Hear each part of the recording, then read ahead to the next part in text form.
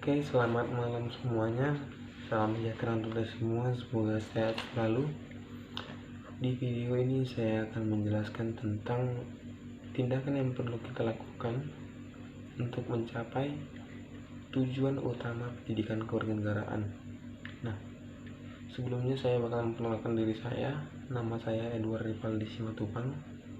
Saya mahasiswa dari kampus Politeknik Negeri Batam dari jurusan Elektro di Prodi Rekayasa Pembangkit Energi. Nah, di video ini langsung saja saya menuju ke materi, yaitu tindakan yang perlu dilakukan untuk mencapai pendidikan kewarganegaraan. Kalau kita bicara tentang pendidikan kewarganegaraan, apa sih pendidikan kewarganegaraan itu? Nah, dan tujuannya itu apa sih? Tujuannya itu adalah agar negara dan bangsanya dan masyarakat yang ada dalamnya tetap berdiri tegak, baik dalam hal budaya, baik dalam hal pendidikan, baik dalam hal humanity atau sosial, gitu kan. Apa sih yang perlu dilakukan agar semuanya itu tetap selalu ada, berdiri tegak dan tidak teruntukkan gitu. Nah, dari awalnya sebagai mahasiswa kita tahu bahwa negara ini adalah negara hukum yang berlandaskan Pancasila.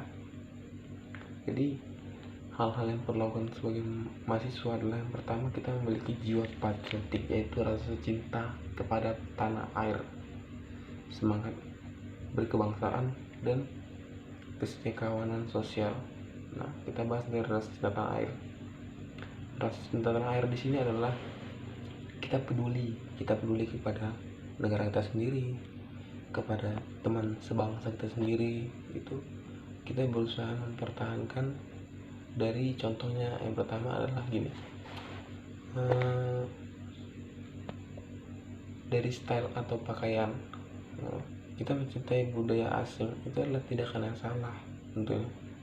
Dengan kita membudayakan adat istiadat yang ada di Indonesia sendiri, contoh adalah berpakaian yang sopan, bertutur kata yang sopan, berkelakuan yang sopan. Itu sudah menjadi satu tindakan yang bermoral dan bernilai-nilai budaya. Nah, yang kedua adalah semangat kebangsaan. Dari hal kecil yang kita lakukan sudah dari sekolah dasar, yaitu mengikuti upacara bendera. Itu tujuannya adalah menghargai jasa para pahlawan gitu. Dimana kita berpikir kalau nggak ada pahlawan dulu gitu, yang berjuang untuk kita yang bisa hidup dengan dilengkapi fasilitas di negara yang berkembang ini, seperti teknologi komunikasi, teknologi transportasi, gitu, kita nggak bakal bisa merasakan itu kalau kita tidak didahului oleh para pejuang yang telah mati di medan perang.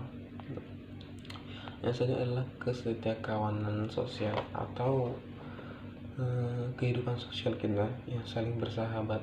Itu sangat diperlukan dalam meningkatkan, dalam mewujudkan, dan dalam memperkukuh kesatuan negara kita.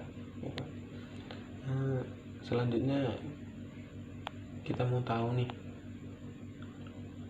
kenapa sih pendidikan kewarganegaraan itu bilang penting gitu.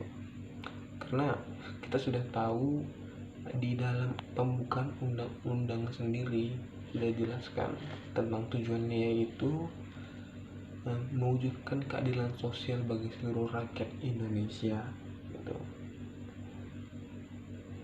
Ada juga pendukung-pendukung lainnya seperti yang tercantum dalam Undang-Undang Nomor 2 tahun 1989 tentang Sistem Pendidikan Nasional, dan dalam pasal 39 yang memuat jenis-jenis kurikulum pendidikan, yaitu pendidikan kewarganegaraan. Yang kedua, pasal 39 ayat pertama mengatakan bahwa seperti ini: pendidikan kewarganegaraan adalah hubungan warga negara dengan negara serta pendidikan pendahuluan bela negara. Gitu. Makanya di setiap sekolah, bahkan dari tingkat SD sampai SMK, bahkan di perkuliahan pun itu selalu ada materi atau mata kuliah tentang pendidikan kewarganegaraan. Karena kita tidak bisa lepas dari yang pertama adalah agama, dan yang kedua adalah negara. Kita adalah manusia bernegara, bangsa yang besar, bangsa yang menghargai para pahlawannya. Dengan apa kita membuktikan itu? Dan kita mempelajari tentang kewarganegaraan itu sendiri.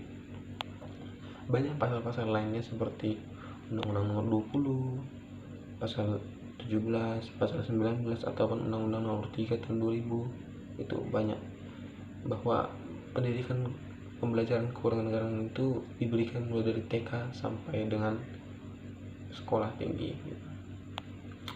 Yaitu tentang landasan-landasan apa perlunya kita belajar tentang pendidikan kewarganegaraan.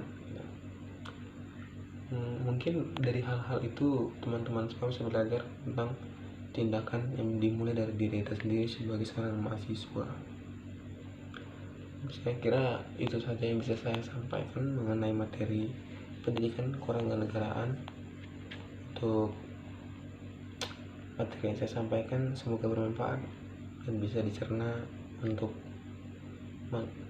memberikan manfaat bagi diri kita sendiri, bagi keluarga kita masing-masing, bagi teman-teman kita, dan bagi negara ini khususnya. Terima kasih untuk perhatiannya. Mungkin sekian saya cukupkan. Selamat malam.